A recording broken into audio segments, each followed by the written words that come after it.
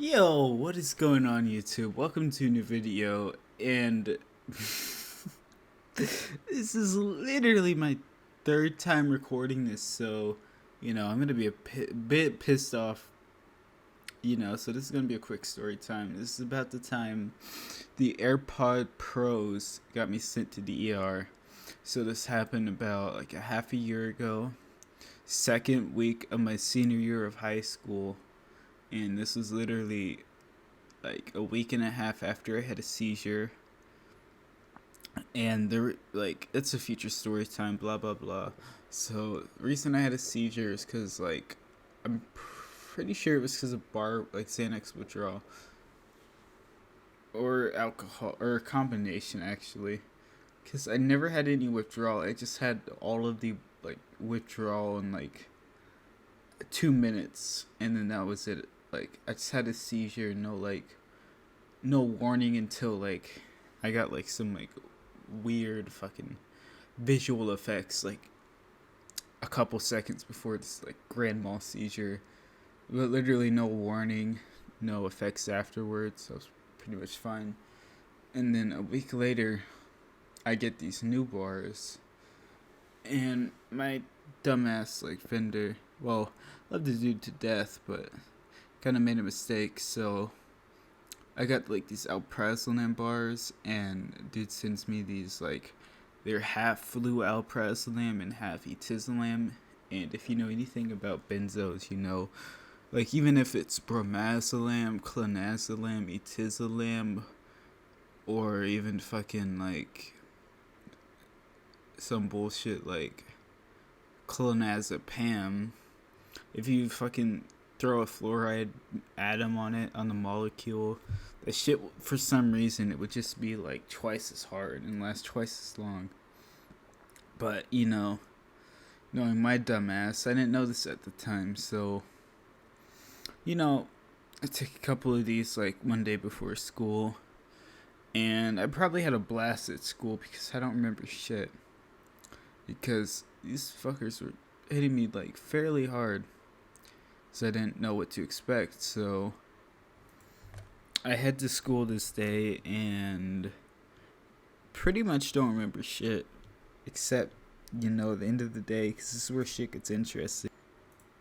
So this day I had like this pair of like $250, at least that's what they cost at the time, AirPod Pros, and I was making like $14 an hour, and my dumbass like barred out self, like, I didn't expect these fuckers to hit me so strong, because I took a lot in the morning, and they were still like hitting me at the time, like really fucking hard. Like,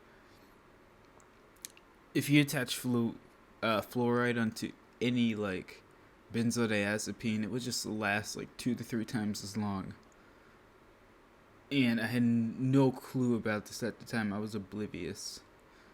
And my dumbass barred out self was just looking around, like looking at the sky, looking in the rearview mirror.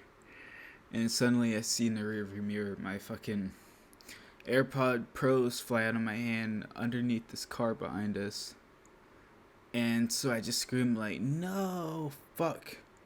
Because I was kind of pissed off. But then I'm like, shit, what's worth it? Like 20 hours of hard work, or like a couple like scrapes and bruises? So my dumbass, like I'm pressing like I accidentally pressed triangle in GTA. I just bail out the car, and I thought like my depth perception was probably fucked up because I was off the bars. So I thought like I would like be able to clear the shoulder lane and be able to land in the grass, but I didn't realize how wide it was.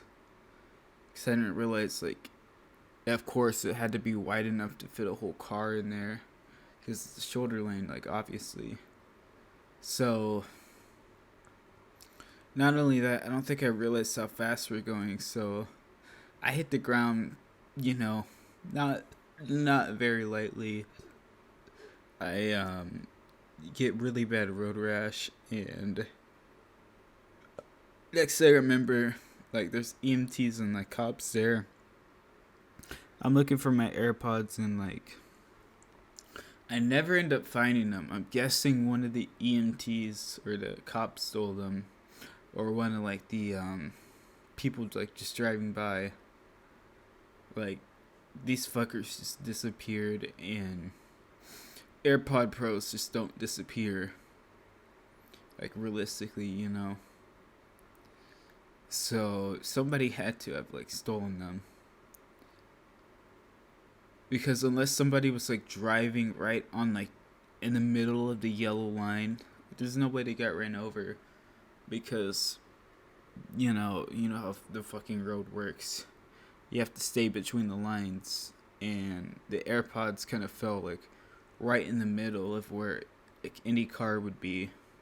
Like no matter how wide it is, or even if you have like double tires on like one of those old trucks, you know what I mean?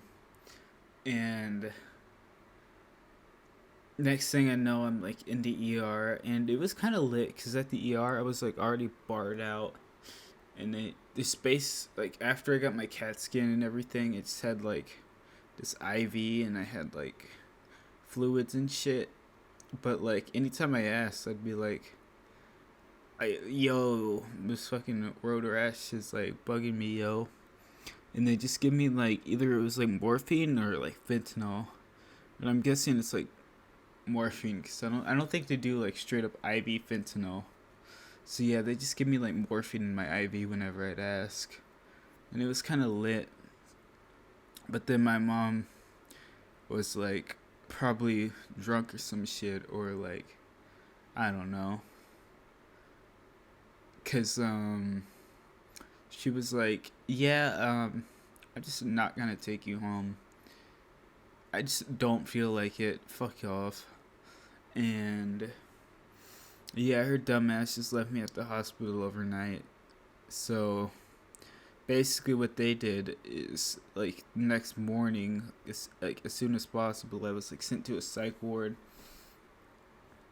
and like I had to take a whole ambulance ride just from the like ER to the psych ward. So I'm kind of glad that probably racked up like a large bill on like my mom's shit, you know what I mean? Like, cause that was really her fucking choice of being like belligerent at the ER or the hospital staff and shit like that, and abandoning me there. So I'm at like the psych ward, and I actually meet like three cool people there. Like this one girl, I'm not gonna name any names, but like she was there because apparently she snorted like Molly laced with fentanyl, some shit like that, and she was like there until she was transferred to residential when she was 18, because she said she was just gonna wait till she was 18, and then when she was in residential she was just gonna like sign herself out and live on her own at that point. And really, like, I'm not gonna cap, most of the people at like psych were losers, and they're not really worth talking about because it was just like a bunch of like neurodivergence and like emos. Really, that was like 90% of the people there, and it's kind of awkward because there's nobody there I could really relate to. So I don't know. It's kind of played like Uno and shit to pass the time. And being there really kind of fucking sucked. And that's not really the main point of the story. So I was only there for like 6 days. But yeah, that's my story about how the AirPod Pros got me sent to psych. So it really wasn't worth the $250, but if I were to have found my AirPods within the time like before I got sent to the ER, I'd say it would have been worth it.